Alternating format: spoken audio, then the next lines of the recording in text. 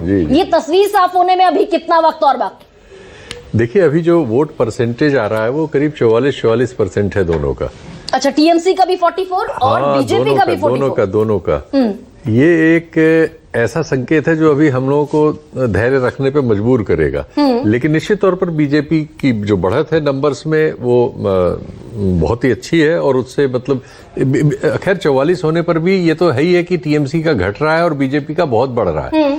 करीब 39 उनका पार्लियामेंट में था, 38 था असेंबली में। तो 6% बढ़ रहा है बीजेपी का और टीएमसी का 4% घट रहा है। तो जीतती हुई पार्टी तो बीजेपी नजर आ रही है, साफ है। लेकिन मुकाबला होगा, अब देखते हैं वो मुकाबला किस सीमा तक जाता है। फिलहाल तो अभी सब चीजें बीजेपी के पक्ष में ही जा रही हैं, ये नजर आ रहा है। लेकिन सर, इसमें इंपॉर्टेंट चीज ये है कि जब हम वोट शेयर की बात करते हैं कि भाई 44% पर टीएमसी, 44% पर बीजेपी, तो हिमाचल की का एग्जाम्पल हम देख चुके हैं कि बामुश्किल दशमलव के बाद वाले जो डेसिमल नंबर्स होते हैं उनमें वोट शेयर का फासला था बिटवीन बीजेपी एंड कांग्रेस, और कांग्रेस सरकार बना ले गई।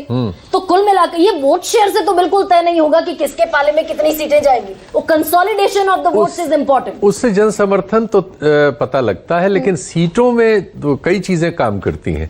जैसे जिन सीटों पे बीजेपी जीत रही हो वहां जो है प्रतिशत भले ही कम हो, लेकिन और जहां से टीएमसी जीत रही हो वहां घनत्व तो ज्यादा हो, आबादी का वोट एक तरफ ज्यादा पड़ गया हो उनको। एग्जैक्टली। तो इससे परसेंटेज बनता है।